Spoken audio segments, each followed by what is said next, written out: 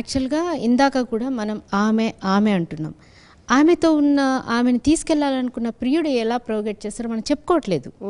So అక్కడ ఒకరు చేయలేదు, ఇద్దరు చేశారు, ఇద్దరు ప్లాన్గా చేశారు.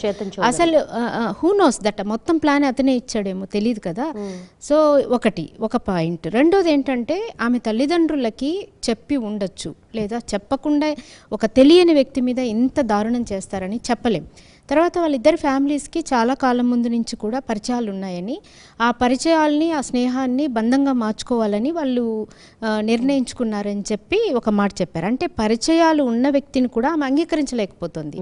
ఆమె ఎందుకు అంగీకరించలేకపోతుంది అనేది నాకు తెలియదు, మనకు కూడా తెలియదు.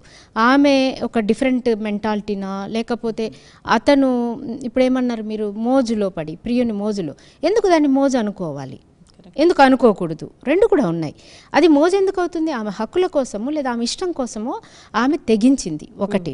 రెండో విషయం మనం బాగా చెప్పుకోవాల్సింది ఏంటంటే, భారతదేశంలో చేసిన నేరాల్లో ఎన్నిటికి శిక్షలు పడుతున్నాయి. ప్రజల్లో శిక్షలు పడవు అన్నటువంటి స్ట్రాంగ్ ఒపీనియన్ వచ్చేసింది. ఏ నేరం చేసినా తప్పించుకోవచ్చు, తప్పించుకునే అవకాశం ఉంటే నేరాలు చాలా ఎక్కువగా చేస్తారండి, ప్రజల నైజం అది. అలాగా ఇప్పుడు ఒక పొలిటీషియను విపరీతంగా నేరాలు చేస్తే ఆయనకి చట్టాలు పనిచేస్తున్నాయి, వాళ్ళకు ఎవరికి రాని బెయిల్స్ వస్తున్నాయి, బయటకు వచ్చి జబ్బలు చరిచి చెప్తున్నారు, మేము ఇలాగా అని చెప్తున్నారు. ఇప్పుడు ఇలాంటి సంఘటనలు జరిగినప్పుడు వేదికలకు వచ్చి దానికి సిగ్గుందా, దీనికి సిగ్గుందా, ఈ బరి తెగించినాయని, అంటే ఏ పదాలు మీడియాలో వాడకూడదో అవన్నీ మాట్లాడేస్తున్నారు. ఏది పూర్వాపరాలు తెలియకుండా ఇప్పుడు దాటేశారు.